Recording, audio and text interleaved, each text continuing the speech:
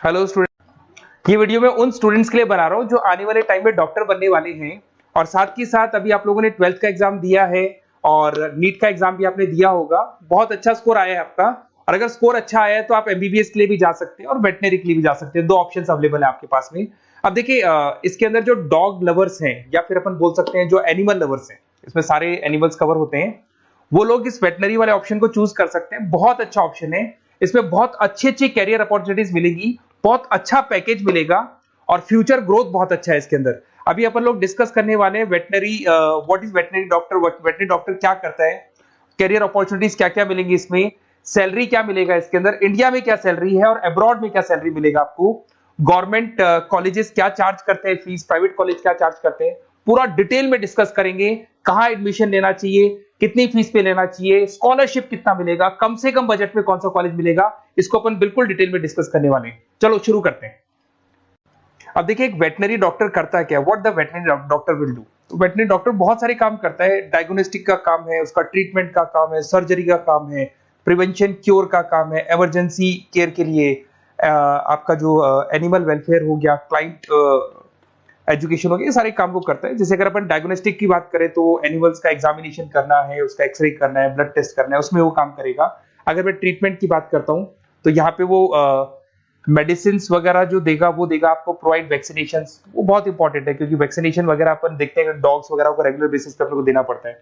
Surgeries हो गई, जैसे रूटीन सर्जरीज, कॉम्प्लेक्स सर्जरीज, ये सारे काम वो करेगा। उसके बाद प्रिवेंटिंग क्योर, वैक्सीनेशन वगैरह हो गया। उसके बाद में इमरजेंसी केयर के लिए वो जो काम करेगा, जैसे इमरजेंसी केयर में किसी को किसी एनिमल को कोई प्रॉब्लम आ गया तो उसका लाइफ सेविंग कैसे करना है, इमरजेंसी में कैसे लेना है उसको।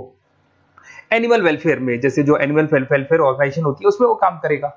उसके बाद में क्लाइंट एजुकेशन हो गया, जो भी आपके क्लाइंट्स होंगे जो डॉग रखते हैं, जो भी पेट रखते हैं, उनको क्या खिलाना है, उनको कैसे रखना है, उसके ऊपर डिस्कशन करेगा सारा का सारा। अब देखिए, मेन चीज इसमें आती है कैरियर अपॉर्चुनिटीज।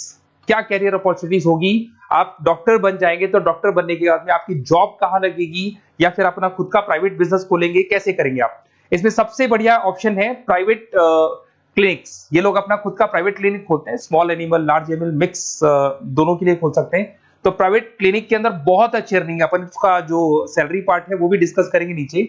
उसके बाद में आपका एनिमल हॉस्पिटल्स हो गए, प्राइवेट और गवर्नमेंट दोनों हॉस्पिटल है जहां पे जॉब लग सकती है। रिसर्च इंस्टीट्यूट्स हो गए जहां पे आपका जॉब लग सकता है, जैसे फार्मास्यूटिकल कंपनी हो गया, गवर्नमेंट एजेंसीज हो गया, यहाँ पे जॉब लग सकता है। उसके बाद में गवर्नमेंट एजेंसीज में public health agencies, department of agriculture, यहाँ आपका जॉब लग सकता है। कुछ लोग बोलते हैं जू हो गया, वाइल्ड लाइफ सेंचुरी हो गई, वहां आपका जॉब लग सकता है। जू, एक्वेरियम, यहाँ पे लग सकता है, वाइल्ड लाइफ सेंचुरीज में लग सकता है। उसके अलावा फूड प्रोडक्शन इंडस्ट्रीज हो गई, जैसे लाइफ स्टॉक प्रोडक्शन हो गया, जैसे कोई मुर्गियों का बिजनेस करता है या मुर्गियों का फार्म है, वहां पे भी जॉब लग सकता है आपका। एनिमल वेलफेयर एडवाइस के लिए जॉब लग सकता है आपका।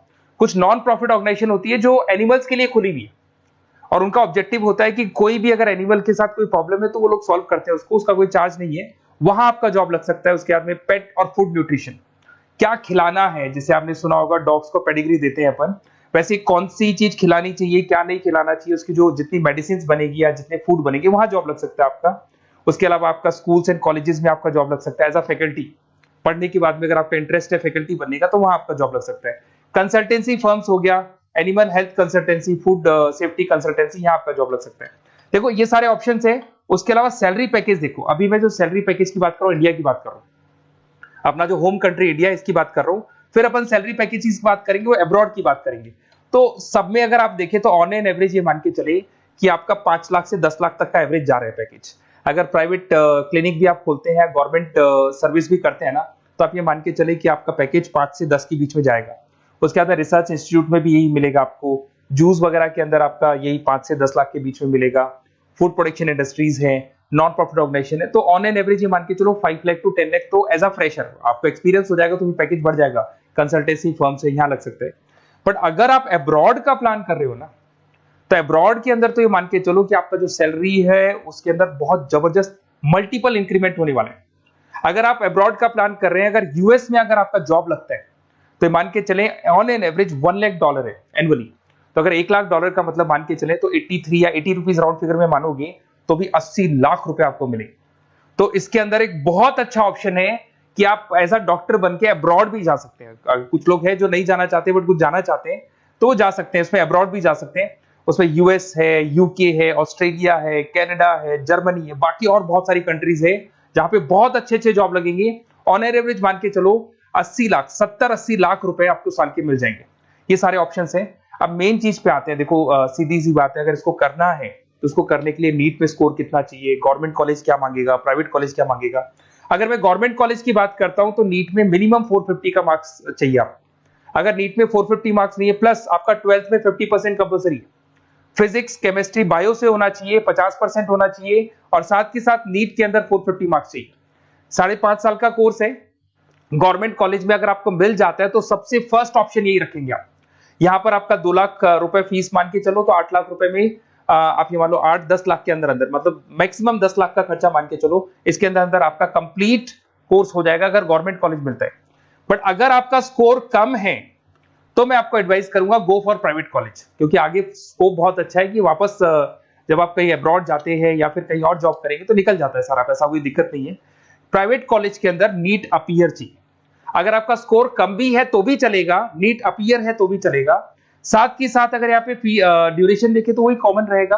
बट प्राइवेट कॉलेज में फीस बहुत हाई है। देखो आप 5.5 से लेके 7 लाख पर एनम मान के चलो तो पूरी फीस मान लो कम से कम 30-35 लाख के आसपास फीस बैठती है आपकी। अब इसमें हॉस्टल भी इंक्लूड नहीं है, हॉस्टल का अलग से चार्जेस लगने वाला है आपका। अब मैं जो आपको बताने वाला हूं उसको ध्यान से सुनना।